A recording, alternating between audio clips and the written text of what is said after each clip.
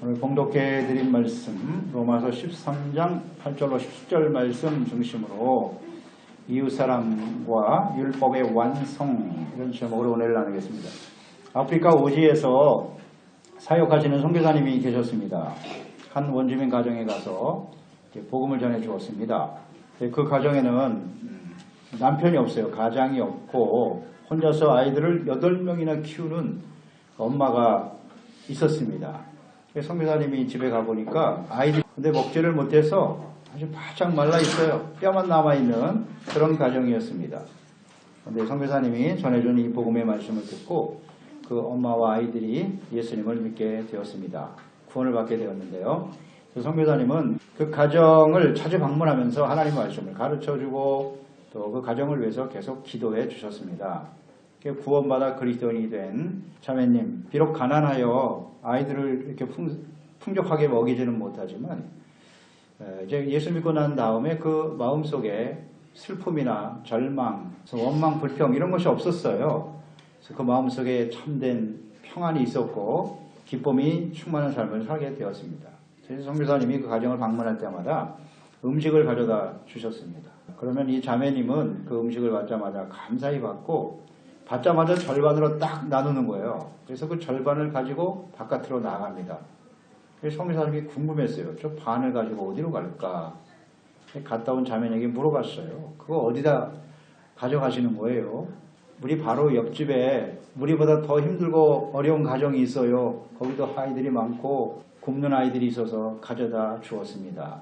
그래서 자매님에게 물었습니다. 자매님 아이들 먹이기도 충분하지 않은 양식인데 어떻게 이렇게 나누어 주시는 거예요? 그랬더니 제가 만약 예수님을 믿지 않았다면 전혀 나눠주지 않았을 겁니다. 그런데 제가 예수님을 믿고 구원받고 하나님의 사랑과 은혜를 경험하고 또 선교사님이 이렇게 항상 저희들을 돌봐주시고 사랑해 주시는데 나만이 이 사랑을 받아서는 안 된다 생각하기 때문에 그 어려운 이웃 집에 그 양식을 함께 나눌 수 있었다. 그렇게 고백했다 그래요. 이것은 너무 마땅하고 당연한 일 아닌가요? 이런 식으로 이야기를 하는 거예요. 그래서 선교사님이 그 소리를 듣고 크게 감동을 받았을 뿐만 아니라 크게 도전을 받아서 더 열심히 주님의 사랑으로 사역을 잘 감당했다는 그런 말씀, 이야기를 들어봤습니다. 그러니까 믿음으로 구원받은 그리스도인들은 은혜로 받은 것이죠. 구원받은 자녀들이기 때문에 구원받은 이후에 하나님 앞에 거룩한 예배자가 되어야 하죠. 이제 우리의 몸을 하나님이 기뻐하시는 산제사로 드리라 그랬고요. 악한 세대를 본받기보다는 마음을 늘 새롭게 해서 하나님 앞에 주님의 뜻이 무엇인가를 잘 분별해야 된다고 그랬어요. 그 분별하고 깨닫고 순종하는 사람이 되어야 되는 것이다. 마땅히 해야 할 일입니다. 그리고 그리스도의 몸된 교회의 지체로서 자기에게 주어진 은사가 무엇인가를 깨달아 섬기고 봉사하는 것입니다. 이것을 잘 실천해야 된다고 그랬고요. 또 그리스도인들은 혼자 사는 것이 아니라 사람들과의 관계 속에서 살아가기 때문에 성도들 간에는 진실한 사랑을 나누는 것은 너무나 당연하고요. 같은 성도들을 사랑하는 것도 쉽지 않죠. 반드시 사랑해야 되는 것이고 더 나아가서 끊임없이 핍박하고 힘들게 하는 이웃들이 있다. 원수 같은 사람들, 정말 나의 인생에 만나고 싶지 않은 그런 원수 같은 사람들도 사랑해야 한다 라고 말씀하셨죠. 그건 반드시 순종해야 할 일이다. 그렇게 말씀하셨어요. 그리고 나라와 국가를 위해서도 기도하고 또 내가 원수 갚는 것보다는 그들을 위해서 끊임없이 축복하고 그 모든 사람들이 우리가 사랑해야 할 이웃들이다 라는 것을 우리는 말씀을 통해서 배우게 되었죠. 그래서 율법을 주신 하나님의 뜻, 이것은 이제 구약시대에 하나님의 백성들, 이스라엘 백성들에게 하나님 이제 율법을 주셨는데요. 근데 그 율법은 하나님의 은혜로 구원받은 성도들이 마땅히 순종해야 될 하나님의 명령과 뜻이죠. 그러니까 율법은 하나님이 애굽에서, 이집트에서 하나님의 백성들을 구원해내셨죠. 구원해내시고 약속의 땅 가나안으로 가기 전에 시내산에서 하나님이 주신 율법인데요. 율법이라고 하는 것은 하나님의 백성들이 마땅히 지켜야 할 명령이고 법이죠. 그러니까 이것은 곧 하나님의 백성들답게 살아가라는 거예요. 살아가야 할 기준이죠. 기준. 그러니까 그것은 곧 의를 의미하는 것이고 또 죄의 기준이 무엇인가를 잘 말씀해주고 있고 최소한 이 말씀을 순종하고 지킴으로써 의롭고 바르게 살아감으로 하나님을 믿지 않는 사람들과 구별된 모습을 가져야 한다는 거예요. 구별, 거룩, 그 기준이 바로 율법의 말씀인 것이죠. 그래서 이 율법을 요약하면 하나님 사랑, 이웃 사랑이라고 볼 수 있어요. 예수님께서도 율법을 폐하러 오신 것이 아니라 완전하게 하기 위해서 오셨다라고 말씀하셨는데요. 무엇으로 완전하게 하셨는고? 예수님이 새 계명을 주셨죠. 구약 시대에는 모세를 통해서 하나님이 율법을 주셨다면 하나님의 아들 예수님이 오셔서 그 율법을 새 계명으로 바꾸셨는데 그 새 계명이 무엇이뇨? 내가 너희를 사랑한 것 같이 너희도 서로 사랑하라. 결국 율법의 핵심은 사랑이죠. 사랑. 10계명이 율법의 요약인데 1계명에서 4계명은 하나님 사랑, 5계명에서 10계명까지는 이웃 사랑. 구체적 실천이죠. 이 사랑을 어떻게 실천할 것이냐 하는 것이 대단히 중요하죠. 그런데 오늘 본문 말씀에 보면 하나님 사랑, 이웃 사랑 중에도 이웃을 사랑하는 것이 율법의 완성이다 이렇게 말씀하셨어요. 이 말씀의 의미는 이웃을 사랑하는 구체적인 모습이 있을 때 그 사람이 곧 하나님을 사랑하는 사람이라는 거예요. 교회 열심히 다니고 뭐 하나님을 잘 믿는 것 같으나 이웃에 대한 사랑이 전혀 실천되지 않는다면 그 사람이 하나님을 사랑하는 것은 거짓, 가짜라는 거죠. 하나님 사랑과 이웃 사랑이 떨어질 수 없어요. 이건 동시에 일어나는 겁니다. 오늘 말씀의 핵심은 바로 그것이죠. 이웃을 사랑하는 것이 곧 율법의 완성, 하나님과 이웃을 사랑하는 구체적인 모습이라고 말씀해주고 계십니다. 그러니까 사랑은 다른 말로 하면 율법의 핵심이 사랑이라고 했고 하나님의 말씀을 순종하는 것이라고 했지 않습니까? 그러니까 사랑과 하나님의 말씀을 순종하는 것이 같은 의미고 그것이 곧 구체적으로 말하면 의예요. justicia, 의죠. 의. 사랑이 곧 의입니다. 그러니까 사랑과 의는 다른 단어가 아니에요. 같은 말입니다. 의가 없는 사랑은 사랑이 아니죠. 그러니까 하나님과 이웃을 진심으로 사랑할 때 그게 의의 모습으로 나타나는 것이고 그게 바로 하나님을 믿는 예수 그리스도를 믿고 구원받은 성도들의 구체적인 모습이어야 한다는 거죠. 그게 하나님의 뜻입니다. 자, 그러면 오늘 말씀을 통해서 이웃 사랑에 대한 구체적 실천은 무엇입니까? 첫째, 사랑의 빚 외에는 아무에게도 빚을 지지 말아야 한다 그랬어요. 로마서 13장 8절이죠. 피차 사랑의 빚 외에는 아무에게든지 아무 빚도 지지 말라. 남을 사랑하는 자는 율법을 다 이루었느니라. 빚을 지지 말라는 말과 사랑의 빚이라는 말이 있고 율법의 완성과 연결되어 있네요. 이웃 사랑의 구체적 실천을 위해서 남에게 빚을 지지 말라는 거네요. 이것이 구체적 실천이라는 거예요. 사람이 살다 보면 경제적으로 어려움을 만날 수 있어요. 자신의 힘으로 해결할 수 없기 때문에 이웃에게 돈을 빌릴 수도 있습니다. 오늘 이 말씀은 우리 그리스도인들은 돈을 빌려서는 안 된다, 빚을 지지 말아라 라는 의미는 아니죠. 그리스도인들도 이웃에게 돈을 빌릴 수 있어요. 다만 빌린 것에 대해서는 반드시 갚아라, 갚아야 된다는 거예요. 그러니까 이웃에게 빚을 지고 갚지 못하게 되면 그 관계가 깨어지잖아요. 이것을 조심해야 한다는 거예요. 특히 성도들 간에는 이 금전거래는 금물이죠. 그 이유가 있는데 꼭 갚겠다고 하고 빌리죠. 처음에 빌릴 때는. 그러니까 내 마음은 갚고 싶은데 사정이나 형편이 어려워져서 갚지 못할 경우가 생겨요. 돈이 있으면 갚겠는데 없어서 못 갚는 경우가 있단 말이죠. 그렇게 되면 서로의 관계가 매우 어색해져요. 그 빌린 사람은 미안해서 자꾸 그 사람을 피하게 되고 돈을 빌려준 사람은 또 그 빌려준 사람 자꾸 내가 이야기하면 미안해할까봐 또 서로 피하고 그래서 관계가 아주 어색해지는 것을 볼 수가 있어요. 더 나가서 이 일 때문에 서로 다투기도 하고요. 그래서 결국 관계가 깨어지기도 하죠. 그러니까 돈도 잃어버리고 관계도 깨어지고 또 성도들 간에 이런 일이 벌어지면 그것 때문에 교회를 떠나는 사람들도 있어요. 믿음을 잃어버리는 그런 경우도 얼마든지 있을 수 있죠. 그래서 그리스도인들은 아무에게든지 빚을 지지 않는 것, 특히 빚지고 갚지 않는 일이 되지 않도록 삼가해야 한다 하는 것이고요. 물질적으로 좀 여유가 있는 사람 같으면 미리 돌아보는 게 좋죠. 우리 형제들 중에 이웃들 중에 정말 가난한 사람이 있다면 빌려주려고 하는 마음이 아니라 채무감을 심어주려고 하지 말고 내가 있으면 그래 어려우니까 내가 그냥 도와야지 하고 돕는 것이 맞아요. 구제 받을 생각하지 말고 또 그런 구제할 때는 공개적으로 하지 말라 그랬죠. 은밀하게 도와주는 거죠. 누가 도와주는지도 모르게 이렇게 도와주는 것이 하나님의 뜻이에요. 이렇게 나누는 것이 진정한 그리스도인들의 모습이라고 볼 수 있습니다. 그러니까 우리가 빚을 지는 일, 이것도 일종의 습관이에요. 습관. 그리고 중독성이 있어요. 그래서 처음에 작은 빚으로 시작하는데 이 빚이 점점 커지죠. 습관성이 돼버린단 말이에요. 우리 주변의 사람들 보면 그렇게 어렵지도 않은데 항상 빚에 쪼들리며 사는 사람들이 있어요. 아주 좋지 않은 습관이에요. 그래서 우리는 특히 소득이 적으면 그에 맞게 살면 돼요. 그렇게 살려고 애를 써야죠.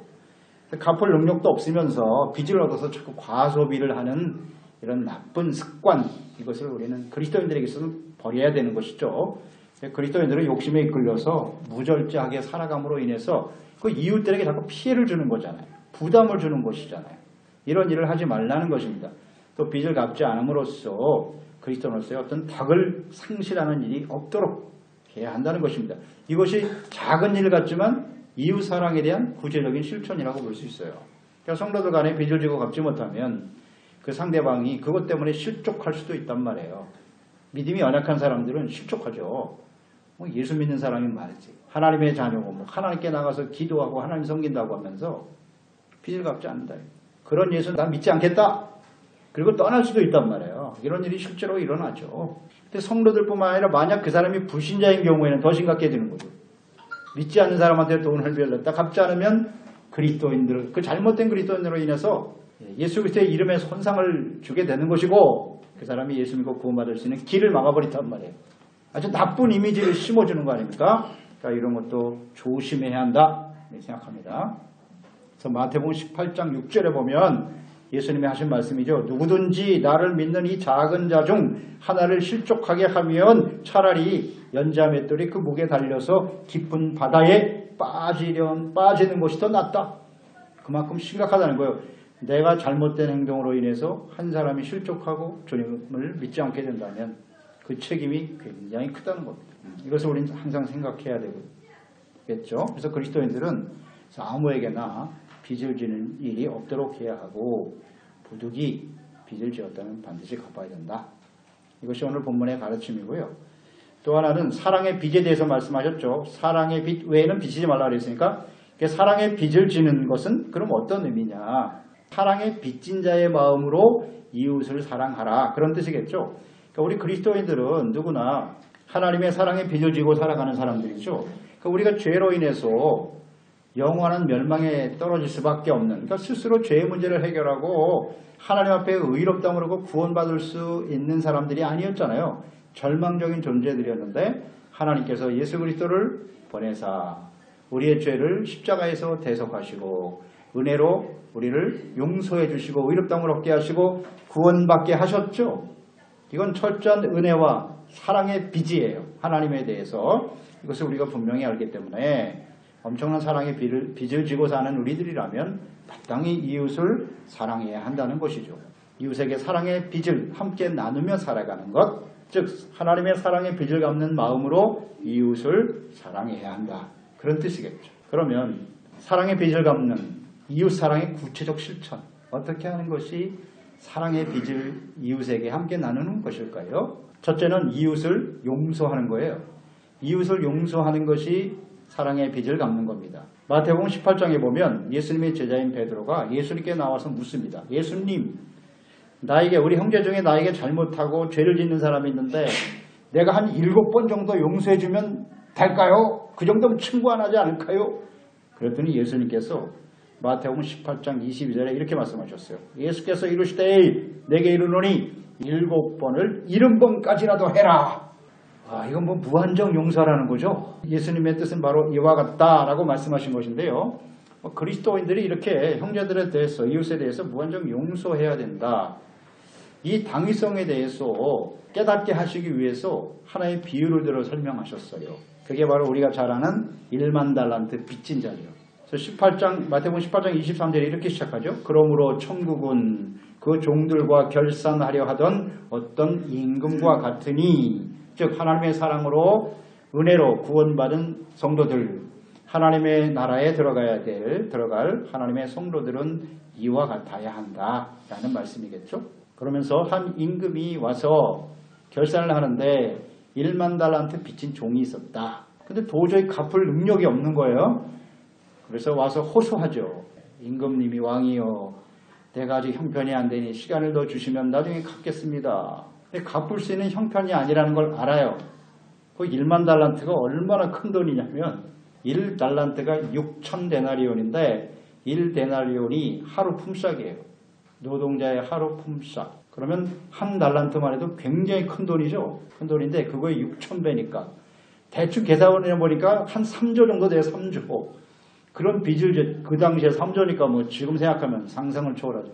이런 엄청난 빚을 도저히 갚을 수가 없다는 얘기죠. 그러니까 갚을 수 없는 빚을 임금님이 탕감해줬다, 그런 뜻이에요. 그래서 빚을 탕감받았어요. 이 사람이 1만 달란트 빚을 짓고 너무 감사했죠. 감사해서 자기 집으로 돌아가다가 자기에게 빚진 동료 하나를 만났어요. 근데 자기에게 빚진 사람은 얼마냐? 100데나리온이다. 100데나리온이면 대략 한 500만 원 정도? 3조를 탕감받은 사람이 500만 원 빚진 사람의 멱살을 잡은 거야. 내 돈 갚아라. 똑같이 얘기했죠. 내가 지금 형편이 안 되니까 갚을 수가 없어요. 시간을 주면 나중에 갚을게요. 무슨 소리 하고 있어? 감옥에 쳐넣어버렸다. 그러니까 이 소식을 들었죠. 임금이 듣고 이런 괘씸한 사람이 있나. 당장 불러들여라.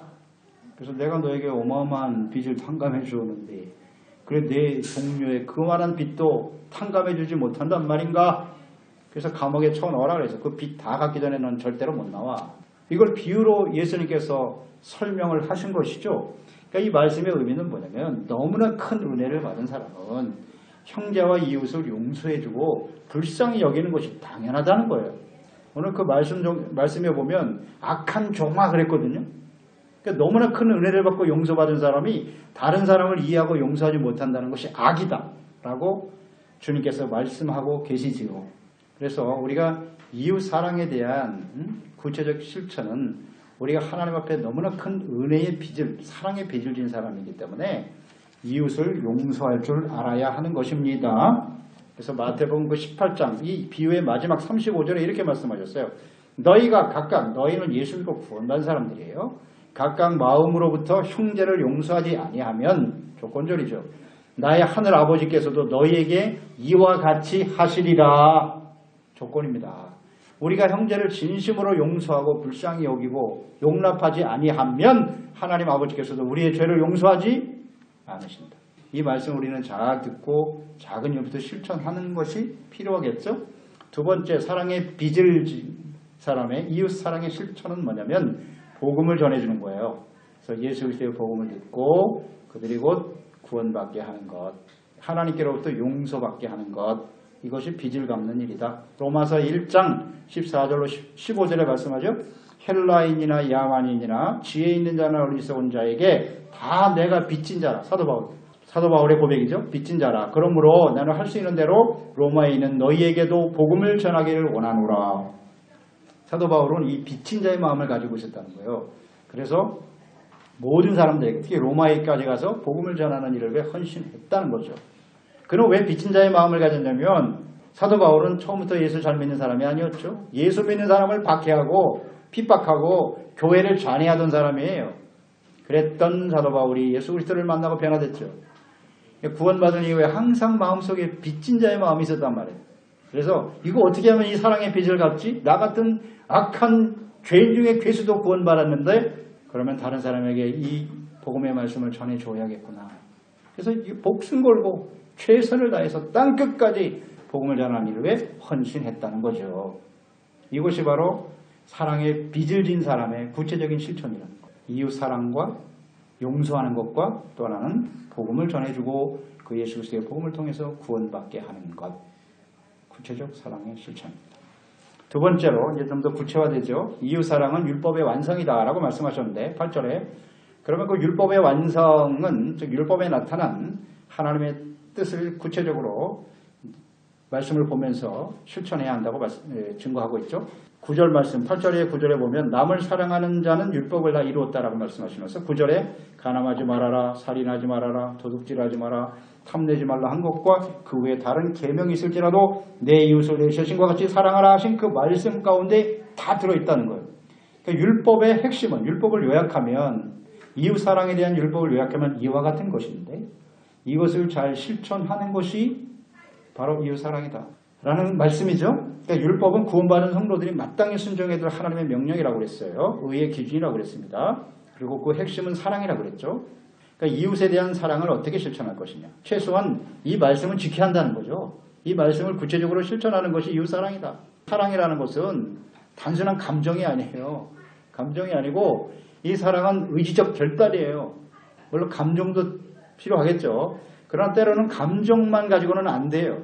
의지적 결단이 필요해요. 하나님의 명령이고 하나님의 뜻이고 내가 하나님께로부터 너무나 큰 사랑을 받았기 때문에 마땅히 해야 된다라고 하는 이런 분명한 깨달음과 실천, 이게 바로 사랑이란 말이죠. 이웃사랑의 실천이다. 그런 측면에서 보는 게 좋아요. 그러니까 예수님께서도 이 세 계명을 분명히 서로 사랑하는 것이라고 말씀하셨거든요. 이 사랑을 어떻게 우린 구체적으로 실천할 수 있을까? 말씀을 따르지 않으면 불순종하면 그게 악이 되는 거예요. 사랑을 실천하지 못하는 게 결국 악이라는 거거든요. 이 악을 버리고 어떻게 이 사랑을 실천할 것인가 라는 것을 우리는 생각하게 됩니다. 이웃에 대한 악. 다시 말하면 반드시 우리가 이웃에게 실천해야 될 사랑은 뭐냐. 첫째, 간음하지 말라. 이게 사랑 실천이에요. 이 10계명 중에 7계명이잖아요. 온갖 형태의 성적으로 부도덕한 행위, 이게 간음이잖아요. 남자와 여자를 창조하신 하나님, 그때부터 하나님께서는 이것을 항상 걱정하셨죠. 남자와 여자를 만들어 놓으시고, 그러니까 하나님이 주신 성은 오직 하나님의 뜻대로 지켜져야 한다는 거죠. 그러니까 하나님의 허용하신 성은 결혼을 통한 남편과 아내의 관계에서만 허용하셨어요. 따라서 혼전 혹은 동성애, 근친상간, 이게 다 간음에 해당이 되겠죠. 그러니까 사랑이라는 이름으로 하나님의 뜻을 벗어난 관계는 결국 정욕이에요. 정욕의 뿌리고 열매일 뿐이지. 그것을 아무리 무슨 사랑으로 포장을 한다 할지라도 결국 육체적인 정욕에 지나지 않는 거예요. 이것은 아주 분명하죠. 그래서 간음이라고 하는 것은 결국 자기 자신의 육체뿐만 아니라 영혼, 사람은 육체만 있는 게 아니에요. 영이 있다고요. 이 영혼까지 완전히 망하게 만드는 것이 간음이다. 잠언서 6장 32절 33절이죠. 여인과 간음하는 자는 무지한 자다 그랬어요. 이것을 행하는 자는 자기의 영혼을 망하게 하고 그 다음 상함과 능력을 받고 부끄러움을 씻을 수 없게 된다. 성과 관련된 범죄가 이게 사실 은밀하잖아요. 은밀하게 이루어지는 거기 때문에 그것이 다 숨겨진 것 같죠? 그게 드러난단 말이에요. 공개적으로 드러날 때 어떻게 돼요? 엄청난 능력을 당하는 거예요. 부끄러움을 당하고 수치를 당하는 것입니다. 생각해 보세요. 결혼한 가정에서 그런 일들이 몰래 행한 일이 드러난다고 생각했어요. 요새 뭐 그런 것들이 지상에 많이 벌어지잖아요. 그럼 저 그거 볼 때 막 부끄러워. 예를 들어서 우리 자녀들이 있는데 자녀들을 본 부모가 그런 짓을 했다고 생각해 보세요. 자녀들에게 어떻게 얼굴을 들겠어. 정말 부끄러운 일이거든요. 능력을 당한다고. 근데 다 숨겨졌다고 생각하잖아요. 부끄러운 일입니다. 그 영혼이 망가져요. 반드시 무너져요. 그래서 이게 한번 잘못된 습관에 자꾸 이렇게 들게 되면 처음 하기가 힘들지 두 번, 세 번 하는 건 아무것도 아니죠. 그러니까 점점 더 죄악에 빠져들게 돼요. 쾌락에 빠져들게 되고 정죄의식이 전혀 없어지죠. 그러니까 영혼이 완전히 피폐해지는 거예요. 이건 너무나 당연하죠. 그래서 무엇보다도 이 간음이라고 하는 것은 자기 자신뿐만 아니라 가정을 파괴시키잖아요. 남의 가정을 파괴시키는 거고 관계를 깨뜨리는 것입니다. 이건 아주 심각한 죄입니다. 가정은 하나님이 세운 거예요. 이거 깨뜨리면 하나님 앞에 중대한 죄가 되는 겁니다. 근데 이게 너무 일반화되어 있죠. 요즘은. 그래서는 안 되죠. 그리스도인들은요. 그러니까 이웃 사랑이라면 이웃을 사랑한다면 이런 짓을 해서는 안 되는 거죠. 당연히. 그래서 예수님은 더 엄하게 이 말씀을 하셨죠. 마태복음 5장 28절이에요. 나는 너희에게 이르노니 음욕을 품고 여자를 보는 자마다 마음에 이미 간음했다 그랬어요. 음욕을 품어도 그게 간음이래요. 실천 안 해도 마음속에 그런 생각을 품으면 이미 간음이다. 굉장히 엄중하게 이 부분에 대해서 하나님께서 적용하셨어요. 예수님께서. 왜 이게 중요하냐면 우리가 그 실천 행함이라는 것은 마음에서부터 시작되거든. 그 마음에서 그게 잘못됐다고 잘라버려야 되는데 계속 수용하고 받아들이면 그게 결국 실천하게 되는 거예요. 행함으로 나타날 수밖에 없는 거죠. 이런 거 주님이 아시기 때문에 하신 말씀이에요. 자, 여기서 분명히 정리하죠. 이웃을 정욕의 대상이 아니라 형제와 자매로 여기고 사랑하는 사람들은 결코 간음을 행할 수 없습니다. 특히 그리스도인들은 말이죠. 우리 사람들을 단순히 이해관계나 나의 욕망의 대상이 아니라 저 사람들도 하나님의 형상이다. 하나님이 지으신 하나님의 형상이라고 생각하고 특히 예수 그리스도 안에서 구원받은 성도들은 하나님을 아버지로 섬기는 한 형제요 가족이잖아요. 정체성을 분명히 해야지. 가족에게 그런 짓을 해요? 형제 자매에게 그런 짓을 합니까? 그러놓고 사랑이라고 말할 수 있어요? 정신 나간 사람이죠. 그걸 잘 생각하라는 거예요. 사랑한다면 이웃을 사랑한다면 그렇게 행할 수 없어요. 절대로. 그런 거고요. 두 번째 살인하지 말라죠. 살인하지 말라가 구체적인 이웃 사랑의 실천이에요. 10계명 중에 제6계명이잖아요. 그러니까 하나님의 형상대로 지음받은 인간의 생명을 존중하라는 거죠. 하나님이 지음받은 하나님의 피조물이기 때문에 생명은 소중하다. 즉 생명의 주인은 하나님이시기 때문에 자신의 생명뿐만 아니라 타인의 생명도 존중되어야 한다는 거예요. 잘 아시죠? 자살 내 마음대로 할 수 있습니까? 나의 생명은 하나님의 것이에요. 절대로 내 마음대로 할 수 없습니다. 예수님께서는 이것을 더 엄격하게 적용시키셨어요. 살인하지 말라. 그러니까 살인은 육체만 죽이는 게 아니라 인격적인 살인도 살인이다 라고 말씀하셨어요. 마태복음 5장 21절 22절이죠. 옛사람에게 말한 바 살인하지 말라. 누구든지 살인하면 심판을 받게 되리라 하셨다는 말을 너희가 들었지. 나는 너희에게 이르노니 형제에게 노하는 자마다 심판을 받게 되고 형제에 대하여 라가라 하는 자, 라가라고 하는 자는 어리석은 자, 쓸모없는 사람이라고 욕하는 거예요. 이거 공에 잡혀가게 되고 미련한 놈이라 하는 자는 지옥불에 들어가리라. 심각하죠. 사람들의 인격을 모독하고 이것도 살인이래요. 요즘 뭐 인격적 살인이 엄청나게 많이 벌어지죠. 이것도 의미가 있는 곳이 뭐 최근에 뭐 인터넷 문화 중에 이 악플 있잖아요. 악플이 이게 인격적인 모독 이게 살인이랑 똑같아요. 이것 때문에 못 견뎌서 자살하는 사람도 많잖아요.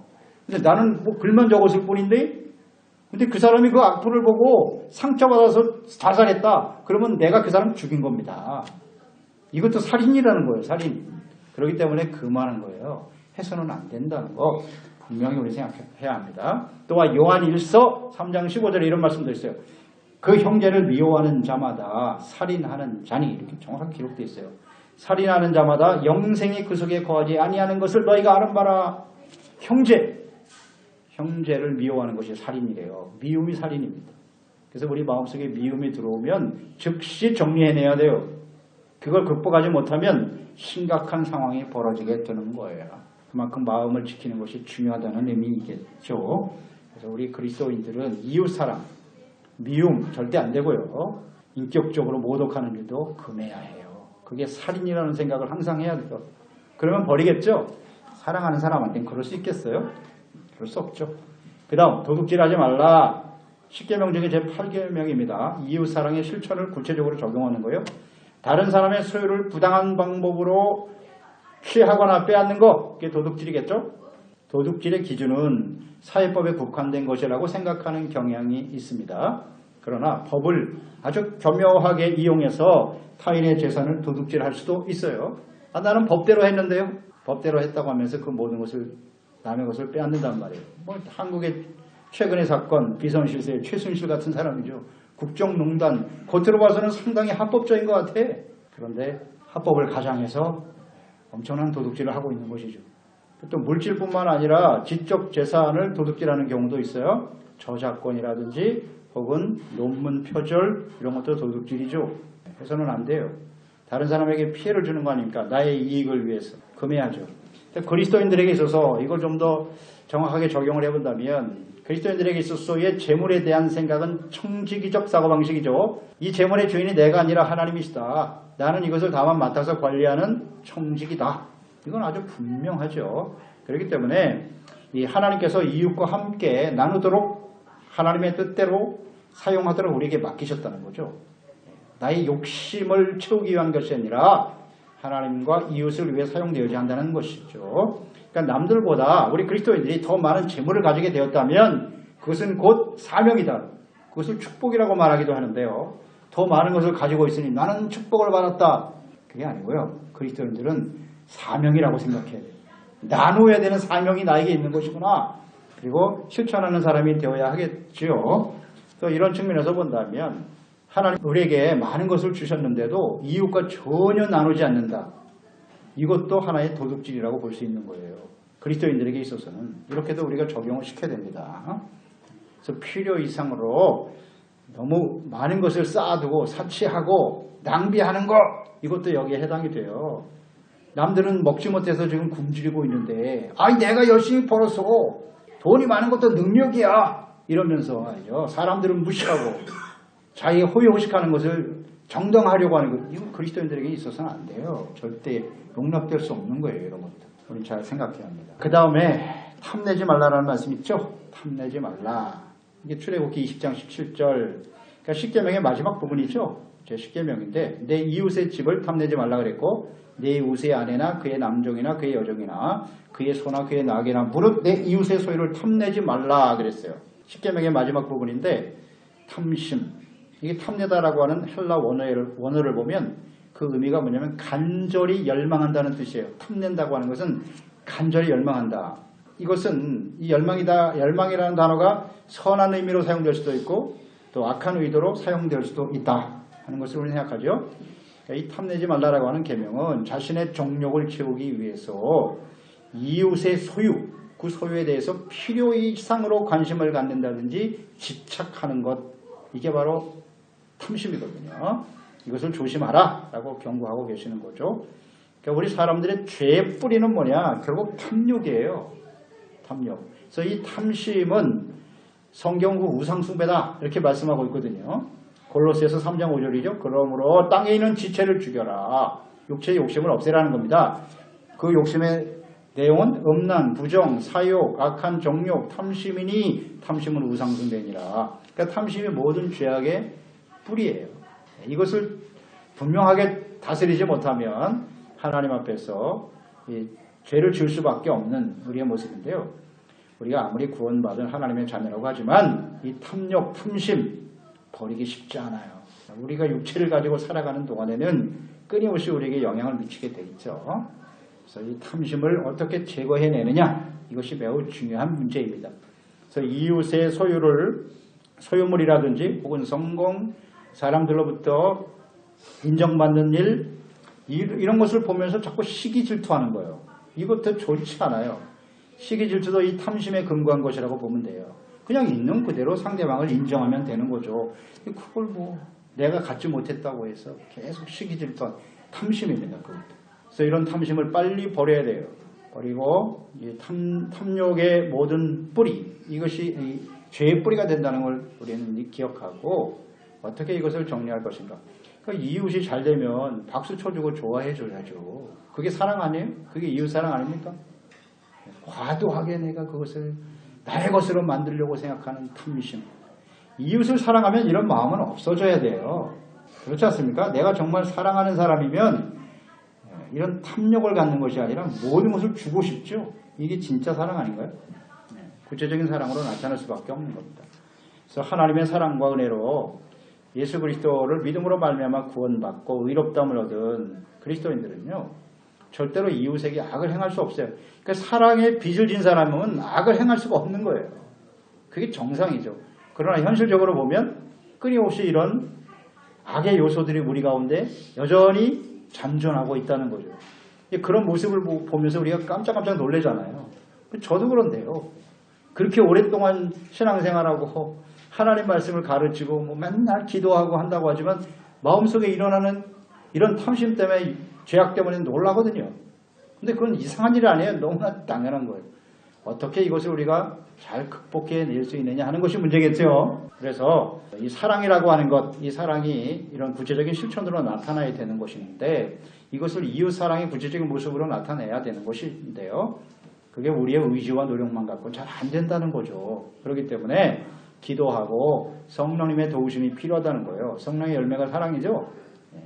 그래서 하나님의 성령께서 우리 가운데 사랑을 부어주시도록 겸손히 기도하고, 또 말씀 앞에서 자꾸 발견해내야 돼요.